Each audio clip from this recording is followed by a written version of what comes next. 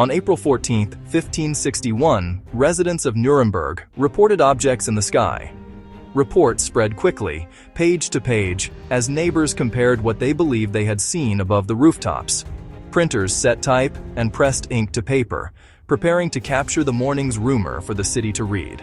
An empty broadsheet awaited its image and words, a space where testimony would soon take form. A printer named Hans Glaser published a broadsheet describing the event. When the impression finally lifted, the broadsheet revealed a panorama of Nuremberg, and a tale destined to travel far beyond its walls. Aged parchment unfurls, stained and brittle, inviting scrutiny. Cylinders etched with hatch shading drift across a carved sky. The document described cylinders, spheres, and cross-shaped objects appearing to battle. Dust motes float over parchment, while a quiet inner pulse builds. Stationary shapes sharpen with motion lines and gritty ink texture. Composed arrangements imply conflict among forms, tension without violence. 4 panels show spheres, crosses, cylinders, and a bright sun disk. A dim cathedral hush deepens the mood as low choir breaths.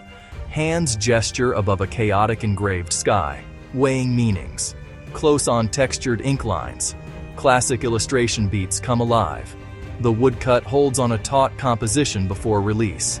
A wide parchment view calms as the tension slowly ebbs away. A large black spear-shaped object was said to appear afterward. Incense curls upward in a reverent room, soft and solemn. In 1561, events in the sky were often interpreted as divine warnings.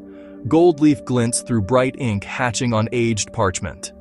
A single bell ping marks time as the camera creeps in. Faces and bodies reveal communal anxiety and apprehension. Modern scholars suggest a solar halo phenomenon. Woodcut sky shapes align with halo forms for comparison. Simple serif labels identify the key halo features. Sundogs, arcs, and circles bloom around a bright sun. Compass and protractor lines measure the halo's architecture. Upturned gazes trade fear for quiet wonder. We hold on period script lettering, inviting contemplation. The broadsheet unfolds, its carved sky filling the frame. Shapes and crosses drift as the camera lingers, inviting us to read the morning of 1561 anew. In the 20th century, UFO researchers reinterpreted the broadsheet as an alien encounter. Compare the woodcut to optics. Sundogs, parhelic circles, and arcs could arrange just so, mapping light into spears and wheels above Nuremberg. Zoom closer. Ink dots and bold serif letters amplify the drama, a printer's language turning rumor into authority for the city. 2 readings contend: natural optics grounded in physics, or a mystery beyond knowledge. The page becomes a battleground of interpretation. Was it atmospheric optics, or something Renaissance Europe could not explain? Grain deepens. The parchment breathes. Scholars weigh testimony, atmosphere, and art, letting ambiguity stand where certainty fails. Layered diagrams and woodcut figures hover together, suggesting order and conflict, and reminding us how easily eyes can shape belief. Imagine Hans Glaser beside his press, composing the scene. He fixes light and fear into lines, giving Nuremberg a story to keep.